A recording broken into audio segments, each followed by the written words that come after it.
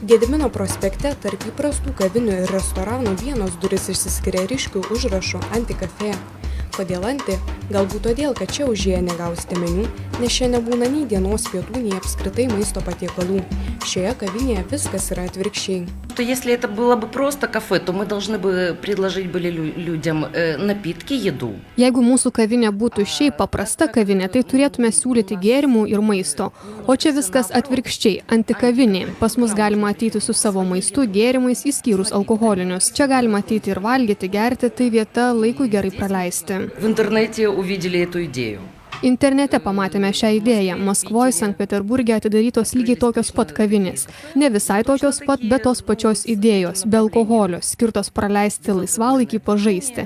Mes nusprendėme pabandyti čia atidaryti tą patį. Panašių kavinių yra Rusijoje, Ukrainoje, Londone, Amsterdame, ten jos labai populiarios, todėl savininkai tikėjosi, kad į antikavinę investuoti daugiau nei 50 000 litų atsipirks greičiau. Dabar jie tikisi, kad jų pradinė investicija atsipirks per 2 metus. Мы знали, на что мы шли.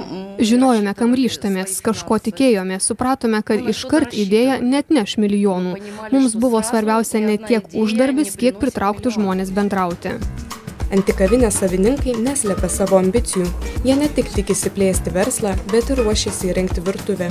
Joje lankytojai galės pasišildyti savo atsineštą maistą ir kažką pasigaminti. У нас есть такие планы. Turime tokių planų, tik neturime kol kas savo patalpų. Norėtume išnuomoti didesnės patalpas, kad antikavinės idėja būtų plėtojama ir kitomis kryptimis.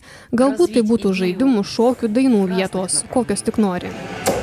Я думаю, что здесь будет место, где человек может прийти со своими продуктами даже вот. Manau, čia bus vieta, kur žmonės galės atsinešti savo produktų ir, tarkim, surengti virtuvės vakarėlį. Galbūt kažkas skaniai ruošia.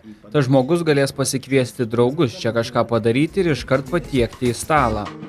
Nors tokia vieta lankytojams patinka, jie nemano, kad tokių vietų turėtų būti daugiau. Manau, kad dar poros tokių vietelių reikėtų. Na, kol kas užtenka ir šitos. Aš tai tik pirmą kartą, bet kol kas man patinka dėl to, kad tai yra kažkas kitokio Vilniui, kažkas naujo. Atmosfera labai smagi, žaidimų galima pažaisti. Tiesiog tokia vieta, kur gali susitikti su draugais, pabūt ramiai, išgert kavos. O kaip manote, reikia daugiau Vilniui tokių vietų? Nežinau, kol kas tai yra unikali vieta, taip kad ir nėra labai daug žmonių, nėra per daug prigrūsta, todėl manau kol kas užtenka. I like these sort of places because it's like cozy and, you know.